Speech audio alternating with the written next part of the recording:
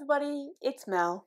Thank you so much for joining me today for the D&D book tag. So this tag is taking some of the various different things that you might experience when you're playing Dungeons and Dragons and creating a tag in which you find books to do with those experiences. I was tagged by Kaz from Cats and Camera. I will link her channel along with anyone else that I talk about in the description below. Kaz is an absolutely fantastic person, a really great content creator, and you should definitely go and subscribe to her channel. I was tagged by her because this month in March, I am running the Roll of Reads readathon, which is a readathon based on my TBR game. The TBR game itself is loosely based on D&D. So Kaz thought that I should do the tag, which I was already going to before I realised she tagged me, so there you go. The tag was originally created by two different content creators, so they are Gems, Creeps and Geeks and Ashley's Bookish Life, and they are linked down below as well, along with the people I will later tag. So there are 10 questions, and like I said, they are all about the different kinds of experiences that you would have while you were playing D&D. So question number 1 says, everyone's dead. A character with a tragic backstory. So the character I've decided to choose for this one is Lisbeth Salander from the Girl with the Dragon Tattoo series. This is quite a bit of an older series now. I think it came out in the late 90s, early 2000s. The first book, we follow a couple of different people, and one of those people is Lisbeth. Lisbeth has a very tragic backstory. She has had all sorts of horrible things happen in her life. She is still having a number of horrible things happen in her life. She is technically a ward of the state, and so isn't really legally capable of making decisions for herself. And as the series goes on, you discover the reasons why that is, and it's very tragic, very bad, and just generally terrible. So that is the person who has a very tragic backstory that I've chosen for this question. I could have chosen this particular character for another prompt coming up later, but you'll find out what that is in a minute. Question number 2 says, roll persuasion with advantage, and for that you need to choose an auto by author. This will not surprise anyone who has been watching me for any length of time, but an auto by author for me is Terry Pratchett. I love the way Terry Pratchett writes. I love the way that he uses a fantasy setting to satirize humans, us, and our society and the way we live. Yeah, I just love everything about Terry Pratchett's writing style, and so I will read pretty much anything he's written, and I have read most things that he's written. So he's an auto by author for me. Absolutely 100%.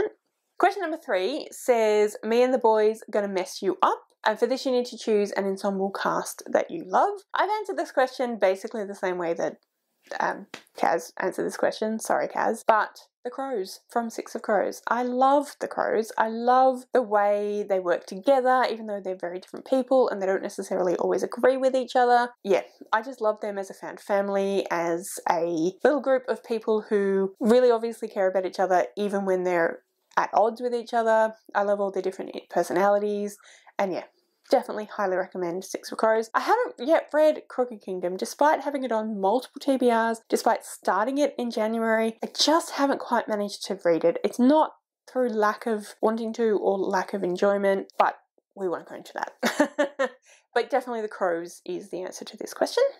Question number 4, I rolled a 1. A character that tries their best but keeps failing. For this, I have chosen Fitz Chivalry from the Farseer trilogy and subsequent stories within the realm of the Elderlings. It's not that Fitz necessarily always fails at everything he sets out to do, but the odds are almost always against him.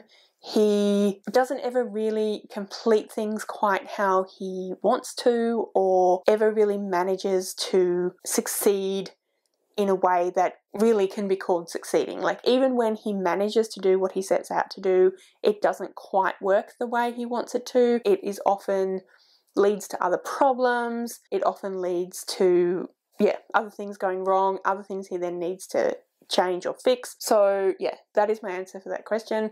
Fitz Chivalry from the Farseer, or realm of the Elderlings. Question number 5 says, Roll to Tame the Floof, a book with a dangerous creature you'd love to have as a pet. So this one I've chosen dragon, which you could probably pick from just about any fantasy book, almost.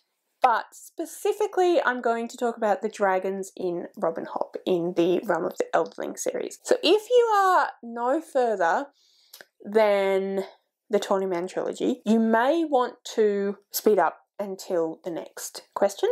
I will put timestamps so that you can do that. But anyway, I love the way Robin Hobb has written the dragons. They are real characters. They are real, they have real personalities. They have real foibles. They remind me very much of cats. Not obviously what they look like. They look like giant lizards. Well, they look like dragons.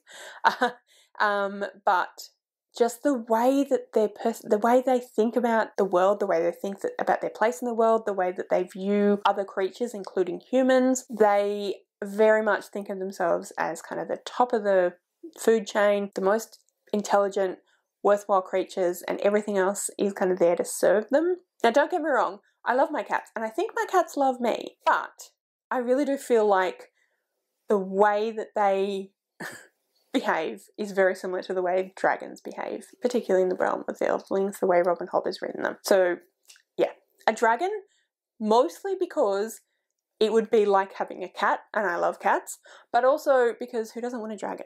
Question number 6 says, DM rolls unexpectedly. A book that surprised you. So I feel like this question could be interpreted a few different ways, but the way that I decided to interpret is to say that a book that surprised me in that there was a twist or a plot device or what have you that caused me to be surprised. And for this one, I've chosen The Girl on the Train by Paula Hawkins. This is another older book that maybe people haven't kind of talked about for a while. I really enjoyed this book. I've actually read it a few times, which I know is a little uncommon for reading thrillers, but I enjoyed it so much that I've read it a few times. I've also watched the movie a few times. Obviously, I am not surprised anymore, but the first time I read it, I was surprised. Now, a few different people who I have spoken to about this book have said that they didn't necessarily find it particularly surprising, and I can sort of see why, but maybe I'm just stupid. I don't pick up thrillers. I don't catch on to thrillers particularly often, and I was surprised by what happened in the end and what the twist was. So yeah, that's the answer to that question. Question number 7 is, I would like to rage a character with anger issues. So this question is the one that I could have said Lisbeth Salander, because she has some serious, understandable, but serious anger issues. However, I decided to go with Achilles, specifically from the Iliad. So I know that Achilles does appear in a number of different retellings, specifically something like the Song of Achilles. I think his anger is discussed and referred to in these retellings, but I'm specifically referring to Achilles in the Iliad because it is as a result of his anger that he decides not to send his army into battle, and because he's not and his army's not are in the battle, then the Greeks start losing, and all of that is because of Achilles' anger. So that is the character I've chosen. Question number 8. Hip thrust for seduction, a spicy book. I decided to go with ACOTAR in General by Sarah J. Maas, specifically A Court of Mist and Fury, but any of the books are quite spicy. Yeah, I find the books to be quite spicy. I'm reading more probably spicy books now than I used to. I didn't used to read a lot of spice, but I still feel like they are quite spicy. They definitely don't hold back on the descriptions of sex. Yeah, so I definitely would say, well, anything really. I don't know, maybe not Throne of Glass, I've not read that, but any of the other Sarah J. Maas books are quite spicy. Question number 9, how do you want to do this?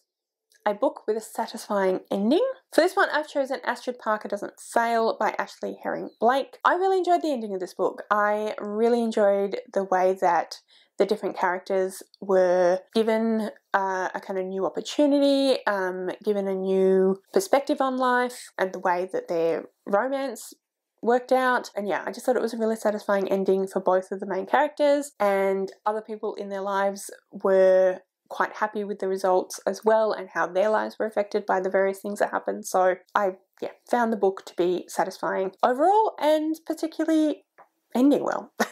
And that was the last of the questions where you talk about books. Question number 10, gather your party, tag 3 friends. So I am tagging 3 people who I think will enjoy the tag, but who also, I think if they don't play D&D, they would enjoy playing D&D. So the first person I'm going to tag is Nat from Nerdy Nat Reads. I don't know why, but I get the impression that Nat is a D&D or has been a D&D player. I think she must have mentioned it in a couple of videos, but I don't know if that's true or not. So I apologize, Nat, if you're not really a D&D player, but I think that you would enjoy the tag. I also think you would enjoy D&D if you ever played it. The first person I'm tagging is Nat from Nerdy Nat Reads. The second person that I'm tagging is Crystal from Bond Book Reviews. I know that Crystal plays D&D. She's mentioned it a few different times in a few different videos, so I do think that she would really enjoy the tag. So she's being tagged. The next person I'm tagging is Paige from Pages with Paige. I don't think Paige is a D&D player, but I do think she would enjoy D&D, and I definitely think she'd like the tag, so that's why I'm tagging her. While I was talking about Nat from Nerdy Nat Reads and how I'm not 100% sure whether Nat plays D&D, and I'm pretty sure that Paige doesn't, I did think of another person who might also enjoy the tag, so I'm going to be tagging 4 people instead of 3, and the other person is someone who I definitely know plays D&D, and I think has recently been dungeon mastering, or being the kind of person that runs the game, and that is Margaret from, isn't this terrible? I cannot remember her name. Margaret from The Word Nerd.